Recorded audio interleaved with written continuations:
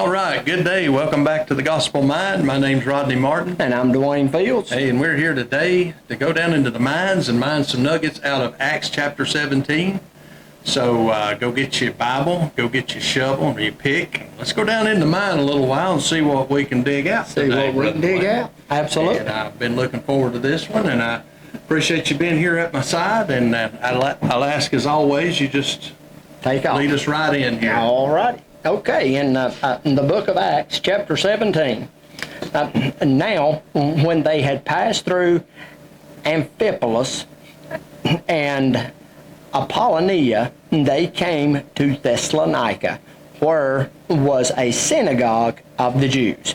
Now, and I looked at a map earlier today of this area, and actually you can go back into the 16th chapter and see all those places that that they were going to. You just kind of sail right up and around, and then it just kind of works its way right on down. Of course, you Corinth, and as we get on down here, we'll find Athens, which is actually in the lower tip of the area. Okay. And so they're basically just making a. Of course, you've got and I don't remember now what the bay or the sea was called, but it's just compared to the Mediterranean Sea, it's just a small body of water that kind of channels up in with land around both sides of it. And they're just kind of hugging the coastline and just sort of making that horseshoe up around and going down. And of course, down at the bottom is Athens. And from what I understand, this is a major route that they're traveling. Is that right? Yes. Okay. Yes. Yes. Yeah. And of course, and we note here, one of the first things that they're doing, if we go back and we look, it was one of the first things that Paul always done when he went to any new place, was he would hunt out the synagogue and go to the synagogue at the hour of prayer, as he said. Right. So, of course, this one is the synagogue of the Jews. So he goes to this synagogue. Do you have anything? No, sir. All right, in verse 2, and Paul, as his manner was, went in unto them, and 3 Sabbath days reasoned with them out of the Scripture. So he didn't just go in; he spent 3 weeks there, and went in 3 Sabbaths, reasoning with them. And I think from what I can gather, as we get on down, I think this this whole issue with the circumcision and the law and stuff was probably the root of some of the reasoning that they were spending so much time. Absolutely. You got something? Well, no, I don't. Yeah, go ahead. I had something and I lost it, so just go right ahead. Oh, my. Well, I hate that. I'm getting old, man. Well, I know that feeling. I certainly do. Okay, now, in verse 3, opening and alleging that Christ must needs have suffered and risen again from the dead, and that this Jesus whom I preach unto you is Christ. Of course, Paul's just presenting the gospel to them here. And verse 4, and some of them believed and consorted with Paul and Silas, and of the devout Greeks a great multitude, and of the chief women not a few. Yeah. So what I was going to say while I've got it on my mind, yes, you commonly see this in the Scriptures, to the Jew first, then unto the Gentile. Right. And I think this tracks right along with that. Paul's always come to the city seeking out that synagogue first, because he wants to go to the religious establishment first and try to get the message to those guys. And then he goes out into the streets and whatever. Right. Yeah. Yeah. Well, and reading the book of Romans, and how Paul talked about how that he would to God that that his kinsmen, his countrymen, he had a great zeal for his people. Yeah, he said he wished he was even accursed from Christ for his brothers. For his brothers. Yeah. So and you're right, and that's a good point. He goes to them first, but it's noteworthy that he mentions that this great multitude that actually is believing. He don't mention the Jews. I mean, he's mentioning the Greeks and the women as being the ones that's more responsive, from what I gather here. Right. That that's more responsive or more receptive to the message. So, well, we'll get into that as we get on down, maybe, Lord will. You got something No, else? sir, go right ahead. All right, verse 5. But the Jews, which believed not, moved with envy, took unto them certain lewd fellows of the baser sort, and gathered a company, and set all the city on an uproar, and assaulted the house of Jason, and sought to bring them out to the people. Now, if I'm gathering this right, this house of Jason must have been one of the spots that Paul was, I don't know if it was staying or he was frequenting. And so these Jews, they, as they do in every city, they've enticed these people, getting them in an uproar, but, these men are coming and they're preaching this false gospel or whatever, and get them in this uproar. And here they go to this Jason's house and, they just basically overtake it. Right. And to me, one thing that I think it cannot be mentioned enough is every time we see that with them Jews, at that time, that was the church crowd. That's religion. That's religion. I mean, it is. Yeah. And that's the most dangerous people on earth that are eat up with religion. Yes, absolutely. Yeah. And, whether it be, falling under, those traditions that, Right. We just refuse to rise above, or, whether it be like with these here, according to what Luke writes in verse 5 there, they were moved with envy, or you could say selfishness, their own self-seeking, their own lust. I mean, that it was something in them that they didn't like what Paul was doing. So, it wasn't like that they were causing, damage to anybody or hurting anybody. It was just simply, well, we don't like what you're saying, so, and that's usually the driver. Yeah, today. that's right. And, the interesting thing is, you have all kinds of beliefs here in this city. This is Greek. Right. All right, so you have the synagogue of the Jews, which obviously is rooted in Yahweh in the Old Testament, but you have all these other gods too that's in the presence of these men. So you've got Zeus, you've got Athena, all these Greek gods that's being taught and preached right around these Jews, but they're not so angry about that. Right. They're very angry about Jesus Christ, right, because it seeks to undermine everything these Jews are teaching, staying with the law.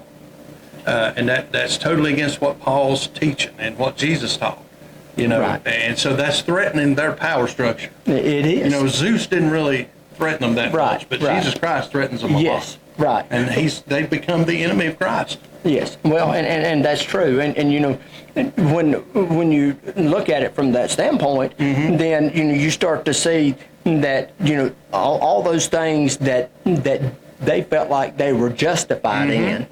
Now all of a sudden, this new message is bringing condemnation. Right. And that stands true even in today's time. It does. It does, and that's so important to see. Yeah, you'll have the establishment that they don't really care about that religious crowd or that church denomination or whatever that's down the road that's not really bringing the gospel out in a manner that it's shining a light on those little hidden things that maybe I don't want you to know about. Yeah.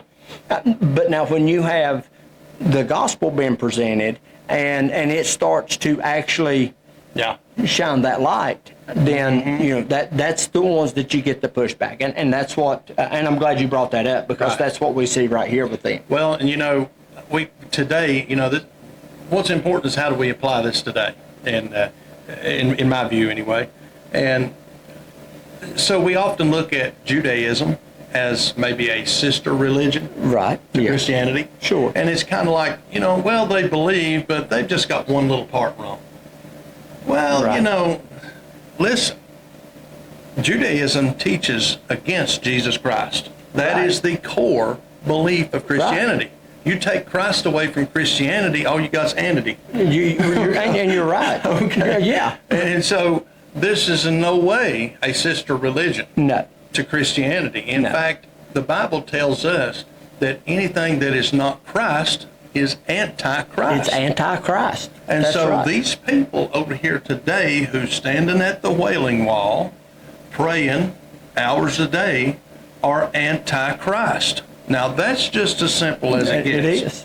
Now, I know we got Mike Huckabees and these guys that are really cozying up to that kind of stuff, but listen, that's of the devil. Yes. That's the synagogue of Satan right there. And it does not change truth, how far up in the political ladder that you go or which side of the aisle that you're on. Yeah. The truth is always going to be the truth. That's right. And now, I'm not anti-Jewish. right. I'm not an anti-Semite.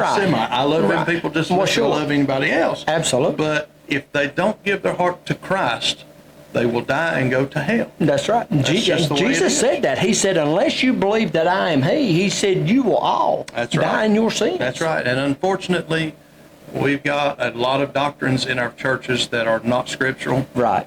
That, Zionism is one of them, and it's just, it's really ripped the fabric of the gospel. Right. Yes. Well, and any time that you have a group as big as Christianity, and I know when you look at it from the whole scope of things, we're a very small minority, but still yet there's still a lot of Christianity out there. Right. And when you have just that small branch of that Christianity that is pushing something to be true that ends up revealing itself as a lie, like some of this stuff that we're seeing, right.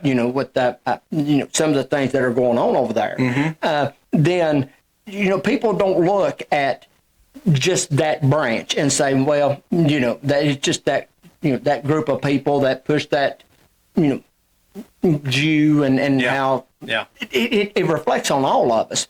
And so everybody that is among the Christian belief, now all of a sudden it makes everybody question, well, if that part was a lie, how much of the other stuff are they promoting Exactly that's right. a lie? Exactly right. So There's always danger in deception. and there is. There really And, is. I hear from that crowd a lot, the generation of the fig tree, right? Yes. We keep hearing that. And, Jesus said, this generation shall not pass away, Right. until all these things come true. Yes. And so people are waiting on the rapture. Now, the nation of Israel was created in 1948, current nation. And so they believe that generation that saw this Right. are going to be raptured out. Okay, Right. So now, what happens if that don't happen? Now, if you're a young Christian, you're a young convert, and you're counting on this. I mean, Right. this is part of your doctrine, Yes. your core beliefs. When you see this generation go past that generational point, that generational line, then what do you say then? Right. Well, are you going to say the Bible's not true? Well, no, what's not true is that doctrine. Right. And that's being exposed here. Yes. But unfortunately, people are so rooted in doctrine rather than truth, Right. it can cause people to fall away Yeah, and say, well, you're there right. ain't none of this true. And that's the You're danger right, in right. deception. You're right. And me and you both knows the adversary, when he starts whispering in their ear, he's not going to bring up the fact that, it's just that doctrine. I mean, he's going to throw us all in the Mm-hmm. Yeah, same exactly. basket and Exactly. so he told you about that Christianity. That's exactly right. So, yeah, you're right. And that's the danger. That's the danger in misreading prophecy. It is. Very dangerous to misread prophecy, and that's one of the bad aspects of it. Right, yeah. And I agree with you. But, it's like you said there a minute ago. We're so rooted in these doctrines or these traditions Right. that, it's right. it's hard to change. That's right. Yeah. That's right. Well, look what's going on with the Jews. Look how hard it is to change. I mean, truth's You're right. standing right before them. Truth's coming right out of Paul's mouth, and they're rejecting it. Yeah, I mean, that religion caused that. right. You're right. So we got to be real careful Right, with that. and even these miracles, and if you go back and you look at Jesus, and Jesus told some of them, he said, if you're not going to believe me for for what I'm telling you, he said, at least believe me for the work's sake. I mean, he was saying, at least look and consider what you're seeing me do. Yeah. But very good point. Yeah. We blind ourselves to that a lot. That's exactly right. And that just shows you how strong the traditions are. Yes. Yeah. And that's very sad. Yes, it is. Because it is robbing us. And we sure see it today. We sure do, brother. And it's causing as much damage or more today as it did right here. I'm afraid so. Yeah, absolutely. Very good. You got something else? No, sir. Go right ahead. Okay, in verse 6. And when they found them not, they drew Jason and certain brethren unto the rulers of the city, crying, These that have turned the world upside down are come hither also. So, they go into this Jason's house, did not find Paul and them.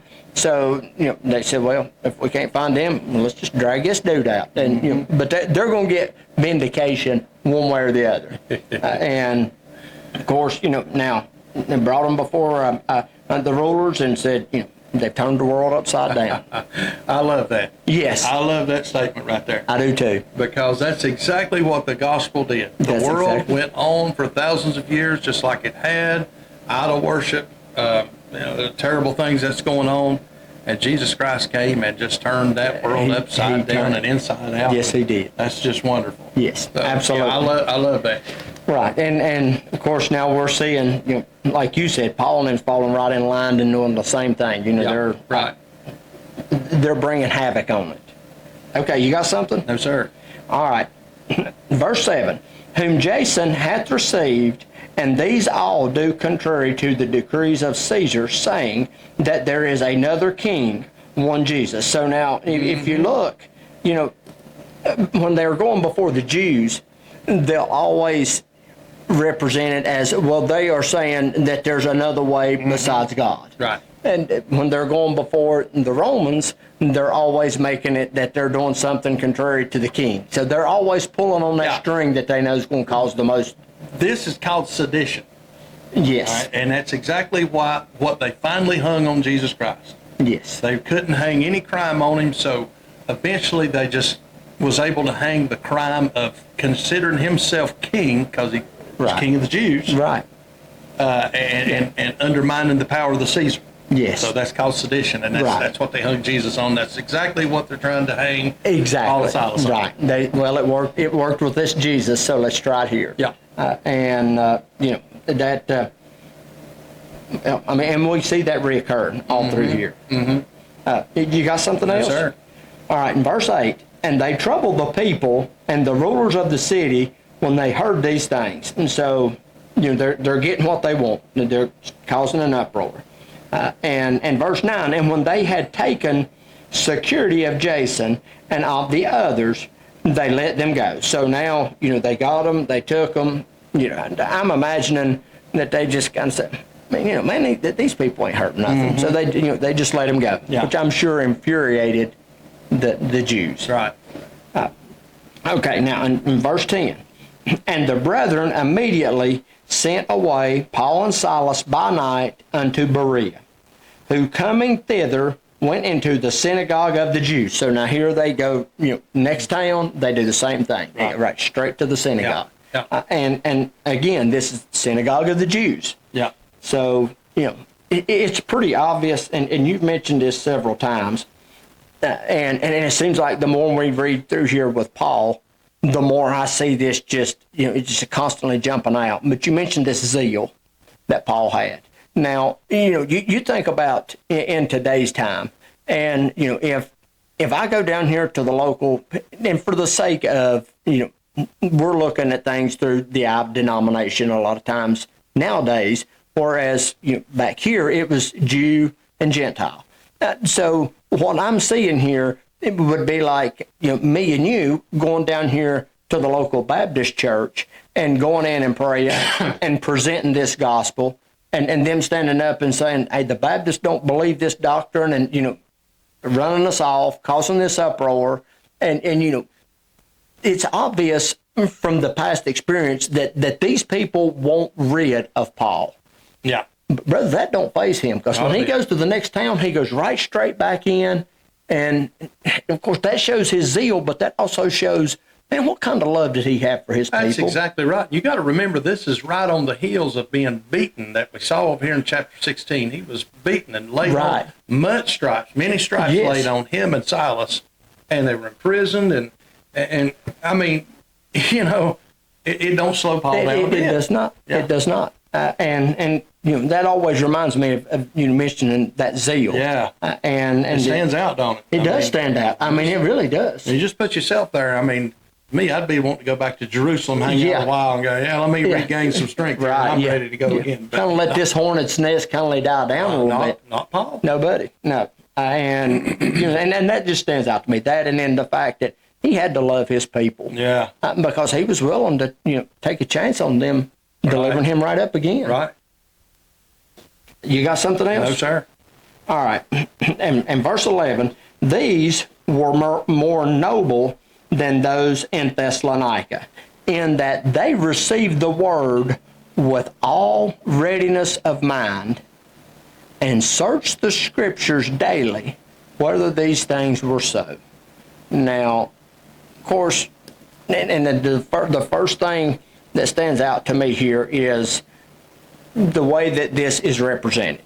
And what I'm talking about is, if you go back, you know, right here, just read the verse over, you know, it puts an emphasis on the fact that these Jews didn't respond in the same manner as the Jews that were at Thessalonica. Mm-hmm. And I can assure you, it's not a coincidence that Luke writes in here that they had a ready mind and that they search the scriptures. Right. And to me, that is the great separation between these and the ones before. Amen. Is the fact that, you know, when Paul would represent Jesus to them, you know, they would go back and they were going right back through the scriptures that they had at that time, mm-hmm. and you know, some of these prophets, and they were looking and reading. How much deception is going on in, just for the sake of just our area today, that if we would only, the people would only search the scriptures, we could put a stop to it. Well said, buddy. I mean, well said. There's just so many things that's floating around, and it's just like, you know, if that man walks in a church building and he's got a necktie on and he's carrying a book, well, I mean, he's the preacher, so he's got to be right. Mm-hmm. But look what made those people noble. They were ready for the truth. They were seeking truth. Right. Yes. And when Paul began to preach that truth, they began to search the scriptures to just be sure that what Paul's saying is right. Yes. And whether it lines up with you know, the law and the prophts. Right. You know, first five books of the Bible and then the prophets. Yeah, and you're right. Yeah, and they're proving it out. They're proving it out. Yeah. But yes, you're right. They had a ready mind. And, you know, of course, and I don't say this to cast a stone, by no means, but don't you think that maybe sometimes that may be part of the problem with, you know, deception being so easily pushed off on people? Is we're not really of a ready mind.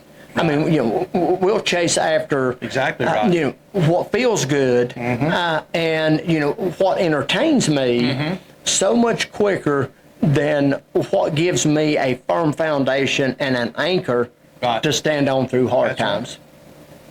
Right. Very good. Well, and we'll see. You know, and the more we go through here, I mean, you know, we've talked about this countless times. Mm-hmm. We'll start to see this manifest itself, and it may not always be that this deception or some of this stuff actually causes people to backslide, but you can rest assured every time that it's presented itself and accepted, there's something that's going to come off of that that's going to go further than just, you know, right here. I mean, it's going to branch off and it's going to reproduce after its own kind. Yes. Boy, that's paid off so much. Yes. Yes, it has. I actually brought that up Sunday at Sunday school. Yeah, and it does, and it always will. Yeah. So, you know, I guess that means it is important what we believe. Yes, it is. I mean, it's very important.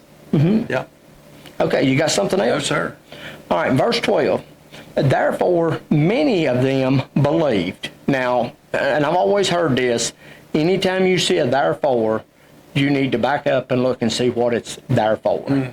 And so, if you back up, then it's just like you said, the ready mind, the searching the scriptures, and then many of them believed. So they were looking, they were seeking, and they received. There's the fruit. There's the fruit of it. There's the fruit of that ready mind looking for truth. Right. Yeah. It is. It certainly is. So, they got that fruit. And also of honorable women, which were Greeks, and of men, not a few. So, again, Luke's just letting us know, it wasn't just the Jews, but this also was honorable women and men that were of the Greeks. So, I think what Luke is saying is, well, anybody that was of the ready mind and was looking for truth, they got it. It didn't matter who it was. Exactly right. Okay, you got something? No, sir. All right, verse 13. But when the Jews of Thessalonica had knowledge that the word of God was preached of Paul at Berea, they came thither also and stirred up the people. They mean to put an end to this. They're wanting to stop it.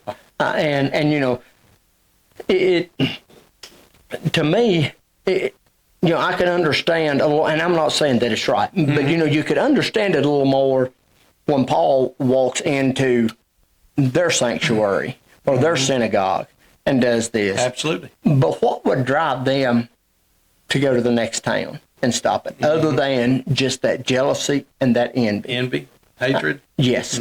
And is it just me, or is that not something that you see so much in among the congregation Me today? and my three. My four and no more. That's the phrase I've always heard that, I have. And that's too. basically that. Yes. It's it's not good enough for me to just kind of stay in my lane and okay, Rodney, if you don't see this the way I do, then that's on you. I present you truth and let's go. But I've got to go out of my way to try to destroy you every time I get an opportunity. Right. And from that standpoint, now we're taking truth, and it doesn't matter how much truth is in what I'm saying. If I'm taking it and using it as a tool for destruction rather than life, it does not matter how much I try to convince myself I'm in the right. I am stepping outside the bounds of truth, and I'm destroying the power that's in the gospel. right. And it happens all the time. It does, buddy. It does. You're exactly right. Very good. You got something No, else? sir. Well said. I can't add anything to that. Okay. I'm trying to keep myself in line and not that's good. drive us down a bunch of rabbit Hey, holes. man, rabbit holes. That's what we do. Well, we do rabbit holes good, that's for sure. Yes, we definitely do that.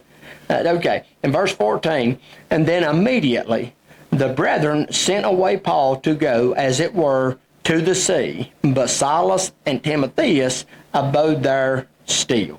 So, I'm guessing that they've got their sights set on Paul. Right.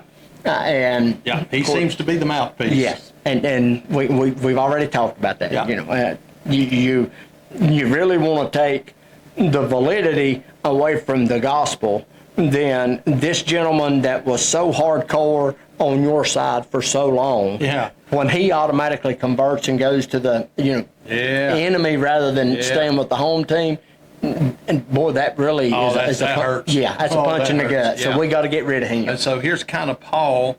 He's doing. You remember those Saturday morning wrestlers that would get on there and there'd be one doing all the talking and pointing, and the rest of them Right. be standing behind shaking their head. Right, yeah. So Paul's the guy out front. These other guys are back there shaking their head. Yeah. So it's the man out front that's doing the pointing that they're wanting to get. Yeah, he's getting the attention. Yes. He's got street cred. Right. And so they're wanting rid of him. So they send him on toward the sea, and Timothy and Silas stay back. And now in verse 15, and they that conducted Paul